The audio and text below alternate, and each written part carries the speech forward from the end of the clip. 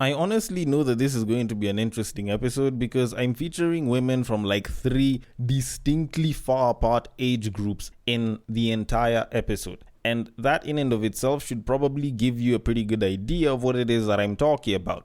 And I'm not talking about fucking kids or fucking grannies, but what I can tell you for certain is that there's going to be quite a number of dilemmas here. There will be some cheating involved, but before I get into any of that, I'm going to start things off from a slightly lighter note, even though it's mostly an older one.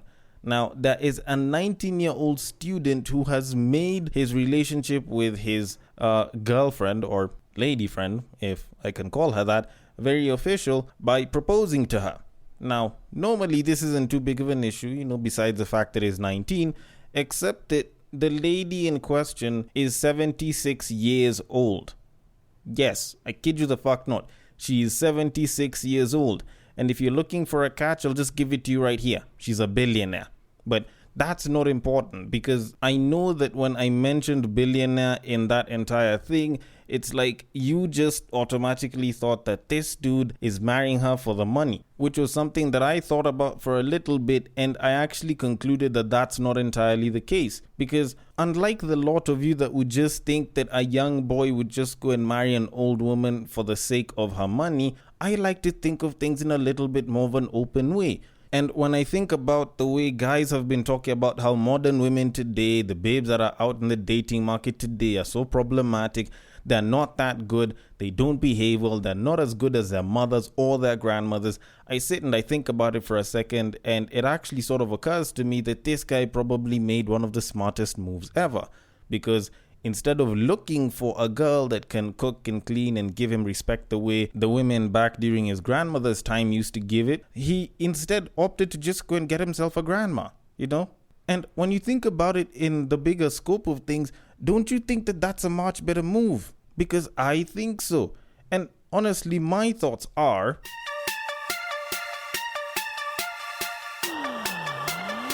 Get ready for the battle of the sexes.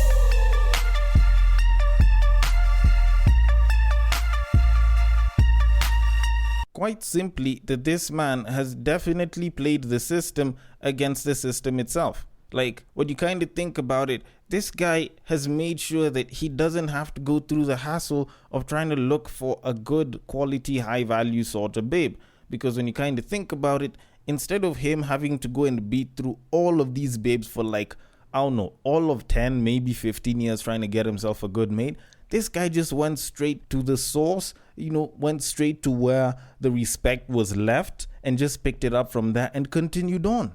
And when you kind of think about it, it's a very smart thing because no one would expect such a thing. Because normally, like, people would be thinking, this is a 19-year-old and he can definitely get babes between the ages of like 17 and like 24 without too much of a hassle.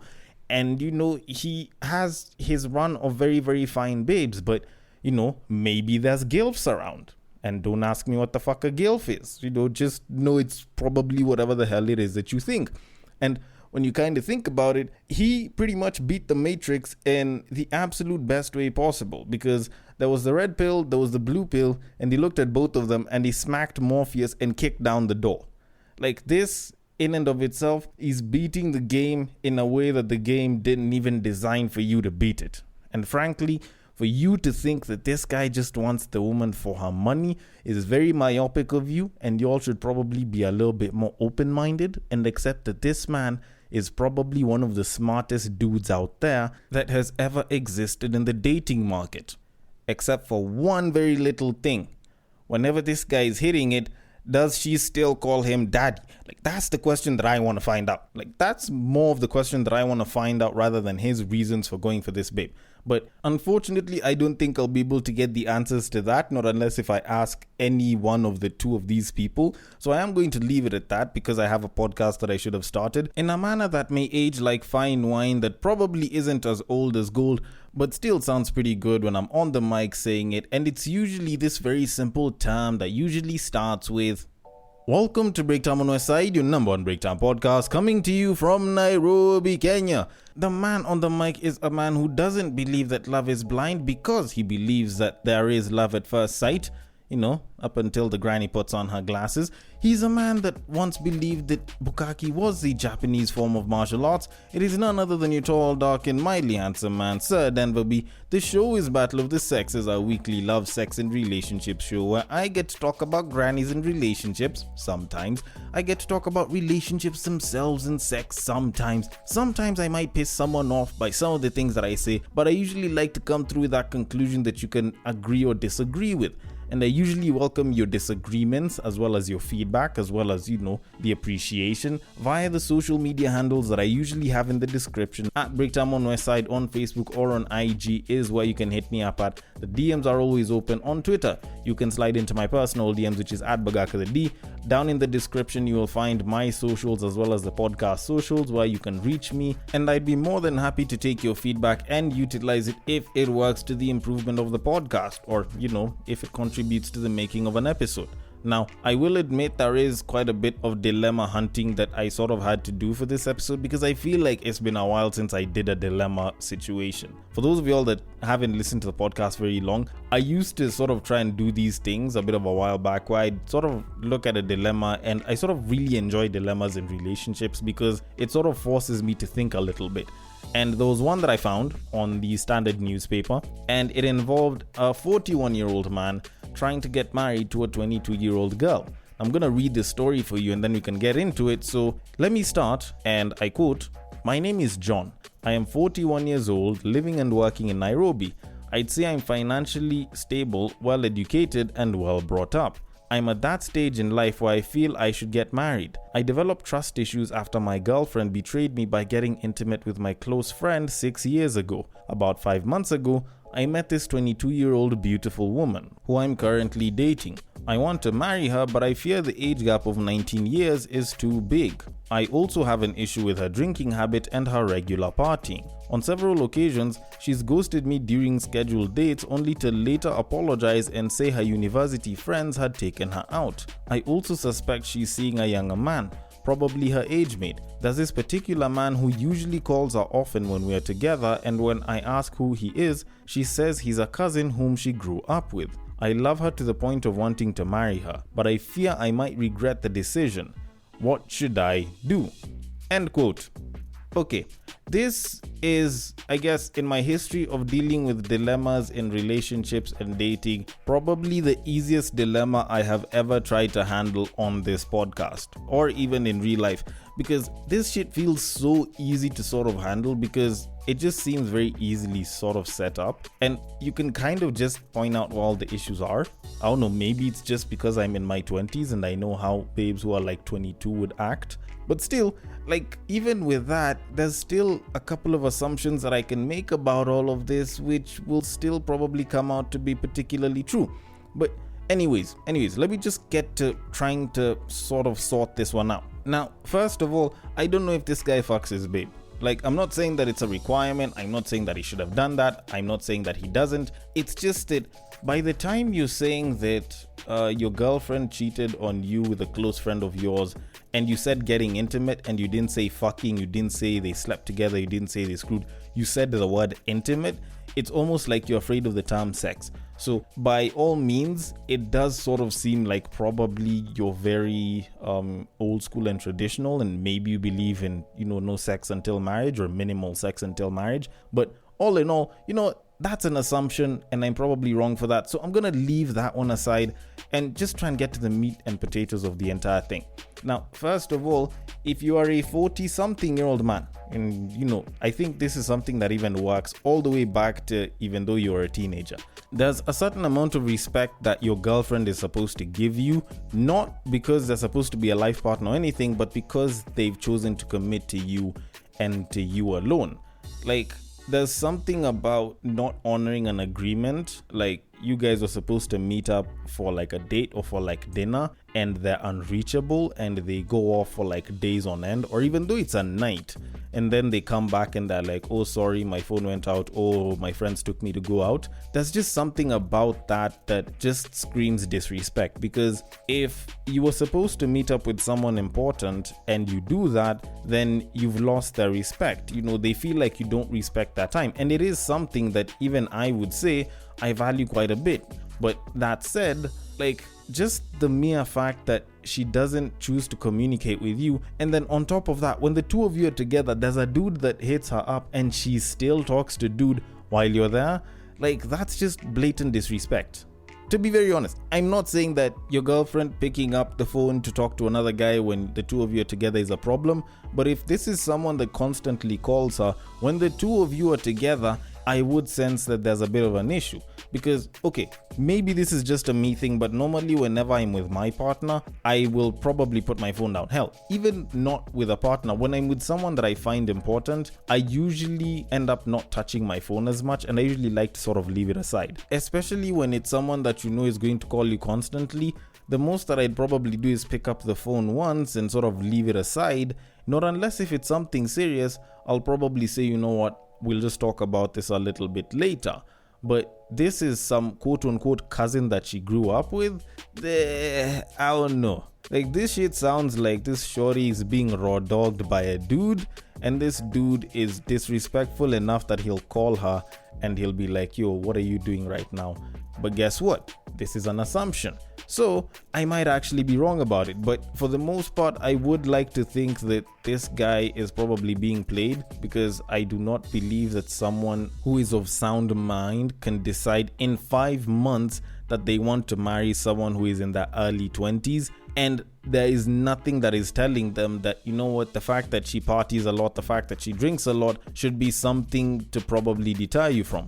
Because if you're at the stage where you're not entirely sure if your partner is faithful with you, and they don't respect you enough to sort of try and keep their party life, you know, on a cool down while they're with you, then honestly, even dating them would probably be an issue for me. Although, then again, considering that this is matters of the heart, thus, you know, there is room for illogicality, I am going to leave it at that, and I'm going to move it on to our main topic of today.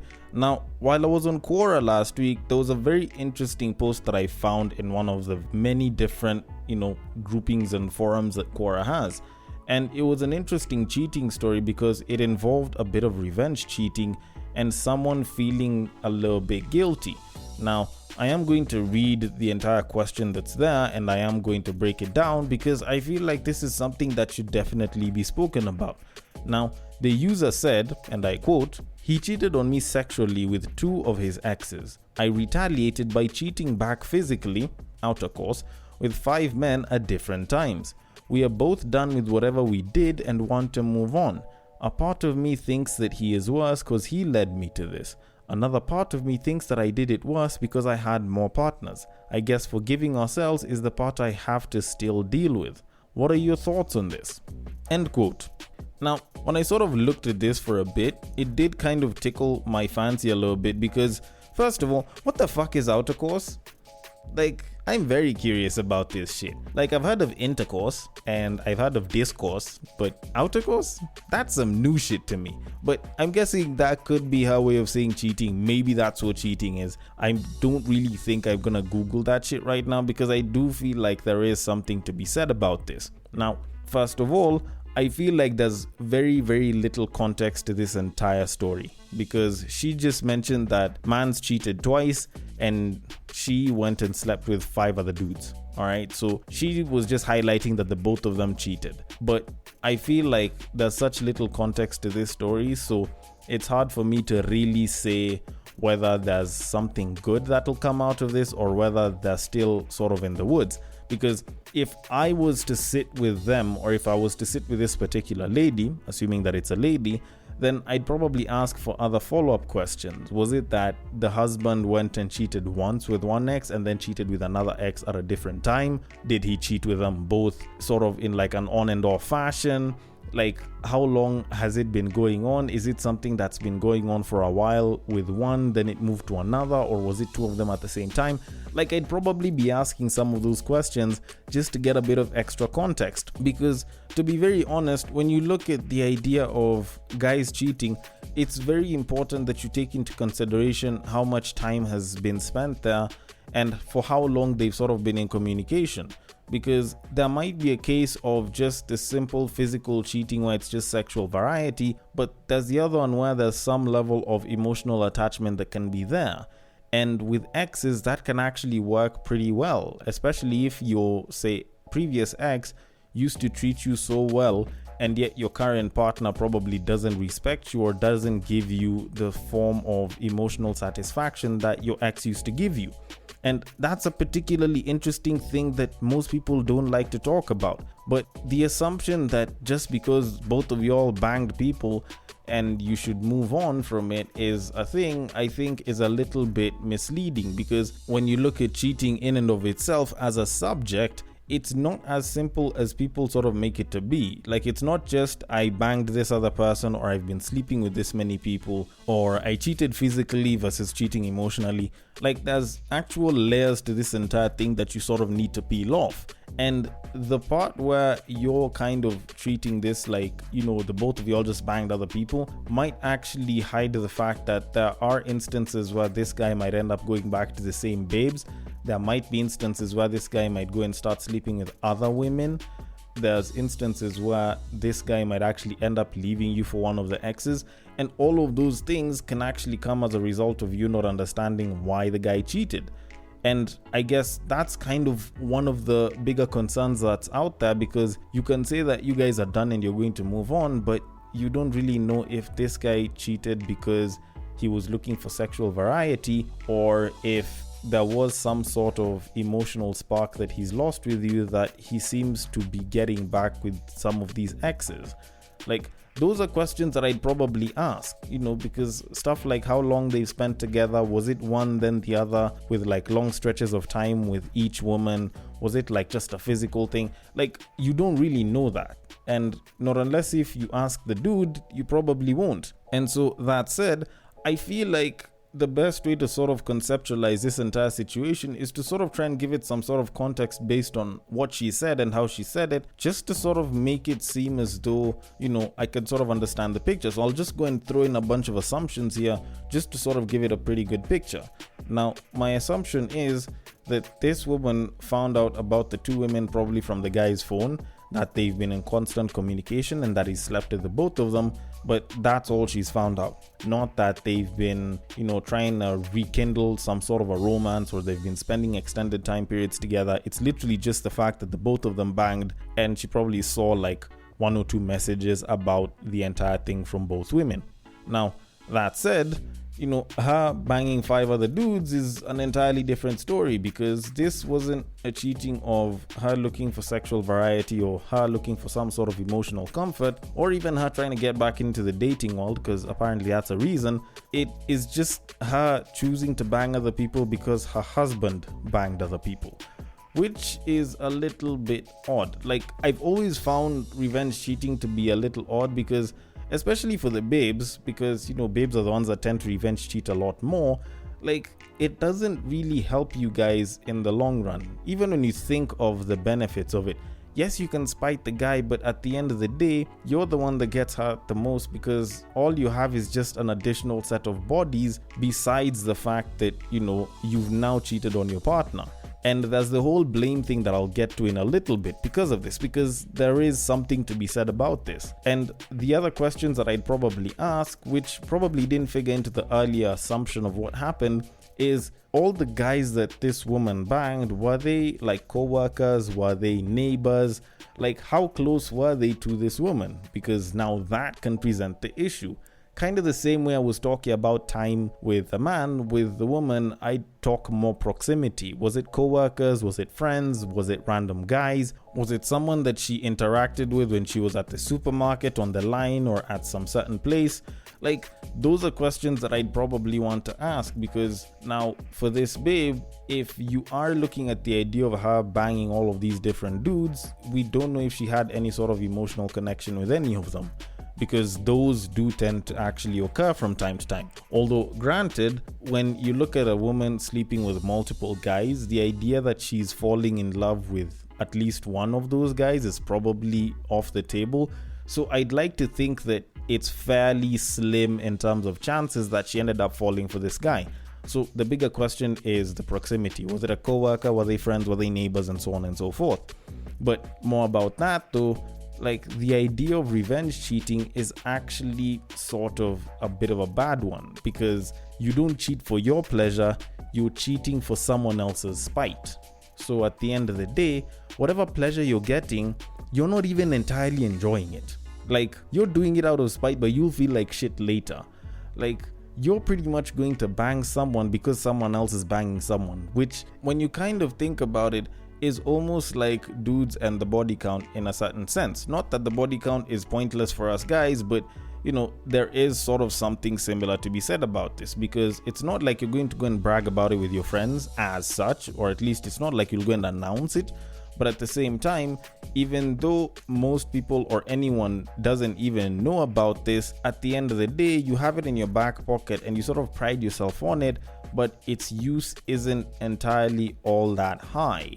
Plus, at some point, it actually sort of becomes pointless, because a happily married man with 60 bodies isn't any different from a happily married man with 20 bodies. All that's there between them in terms of difference is the fact that the guy with 20 bodies has fucked 40 less women, which doesn't even make sense, because at the end of the day, he settled down with one woman, not any of the 40. But that aside, there was something that sort of pissed me off with her entire confession on this, and asking like guys for their thoughts on it.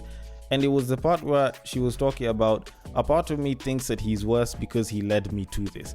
And there's something that annoys me about the whole he led me to this, and I think kind of reinforces the whole thing with a lot of people who will revenge cheat are actually women, not the men. And it's the idea that someone else influenced the decision that you made, which in a case of cheating, you can sort of drive it there, but in the case of revenge cheating, is very hard to justify. And it shows a clear lack of accountability, but still, it's very hard to justify, because this other person, like, let's speak for the dude, because I can understand dudes. He was walking down the street, he saw his ex, pussy was nice and wet, slipped, fell inside.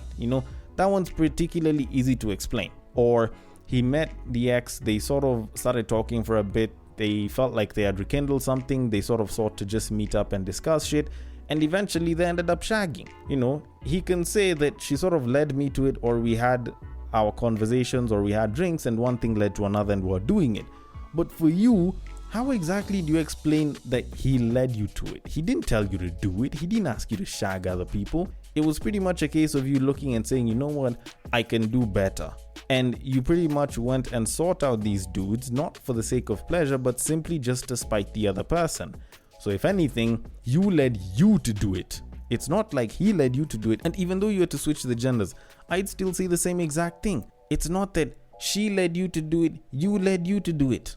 Like, that's just the thing. And that lack of accountability that comes with revenge cheating is one of the things that pisses me off about it, because you're just trying to show that you're better than the other person. And a lot of times, it's not that you're showing that you're better, you're just showing that you can rack up a body count while you're hurt because of the other person. So at the end of the day, it actually doesn't help the both of you, which kind of brings me to my conclusion of this entire thing. Now, whatever thoughts I might have about all of this, I feel like if these two were to actually move on ahead, they'd probably need to do some form of counseling together. Because honestly speaking, there's a lot of holes here. There's a lot that the guy should probably explain, and this woman probably does need to forgive herself to a certain degree, if they are going to stick together. But all that aside, I am not a fan of revenge cheating at all. And that's because, unlike cheating, which can be done for pleasure or to soothe a certain satisfaction or to fulfill some sort of lost need, at the end of the day, revenge cheating isn't even about you. It's about the other person and the fact that you're hurt. And the unfortunate part is, you will rarely ever hear of stories where people come out of revenge cheating saying that they're happier than they've been before they got into it. Although, then again, even with that said, it's not like I do stand for cheating. I don't endorse it. But if you do find yourself in a situation that your partner has cheated, I think you cheating on your partner because they cheated on you is still going to be the shittiest decision that you make out of the entire issue. Although, then again, I might be wrong about that, so I want your thoughts on this. The DMs are open on Facebook, on IG, it is at BreakTime on Westside, on Twitter, it is at Bagaka the D. Thank you so much for listening all the way till the end, and I will catch you guys on the next break.